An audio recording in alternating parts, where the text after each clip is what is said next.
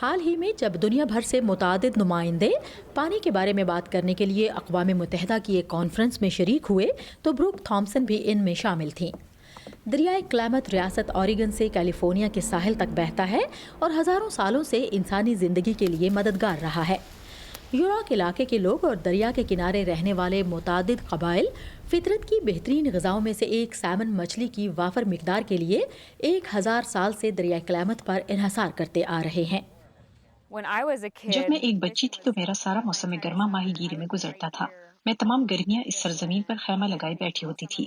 2002 میں جب تھامسن صرف 7 سال کی تھی، اس وقت انہوں نے مغربی امریکہ میں مچھلیوں کے مرنے کا بدترین واقعہ دیکھا۔ یہ دریا اور مچھلیوں کی صحت میں دہائیوں سے جاری کمی کا سب سے چونکا دینے والا اشارہ تھا، جس کی وجہ دریائے کلیمت پر ڈیموں کا ایک سلسلہ تھا۔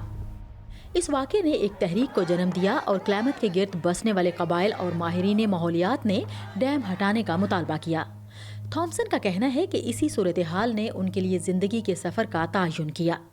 میں نے خاص طور پر انجینئرنگ کے شعبے کا انتخاب کیا، جس کی وجہ دریائے کلیمت میں پیش آنے والا المیہ تھا، اور اس سانحے کی وجہ سے میرے اندر یہ جذبہ پیدا ہوا کہ میں پتہ لگاؤں کہ کہاں پر غلطی ہو رہی ہے۔ میرے خیال میں اس کے 2 حصے ہیں، ایک تو یہ کہ ماحولیاتی طور پر اور دوسرے سیاسی طور پر کہاں کیا غلط ہوا۔ درجہ حرارت کو برداشت نہ کرنا ان وجوہات میں سے ایک ہے، جس کی وجہ سے کچھ مچھلیاں ہلاک ہو جاتی ہیں۔ تھامسن اپنے خاندان میں پہلی فرد ہیں جنہوں نے اسٹینفورڈ یونیورسٹی سے ماسٹرز ڈگری حاصل کی اور اس وقت پی ایچ ڈی کر رہی ہیں اور یونیورسٹی آف کیلیفورنیا میں ماحولیاتی انجینئرنگ اور سیاسیات پڑھ رہی ہیں۔ گزشتہ سال مصر میں ماحولیاتی کانفرنس سے خطاب کے وقت انہیں اپنے علاقے سے بہت اچھی خبر موصول ہوئی۔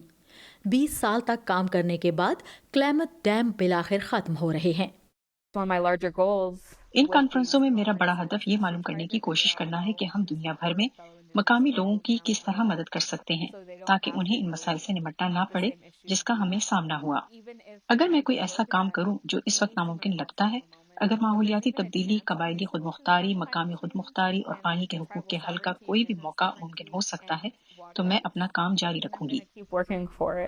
تھامسن کو خدشہ ہے کہ ترقی پذیر ممالک قابل تجدید توانائی کے مینڈیٹ کو پورا کرنے کے لیے نئے ہائیڈرو الیکٹرک ڈیم بنا رہے ہیں، لیکن وہ ماحولیات اور مقامی لوگوں پر پڑنے والے اثرات پر مناسب غور کیے بغیر ایسا کر رہے ہیں۔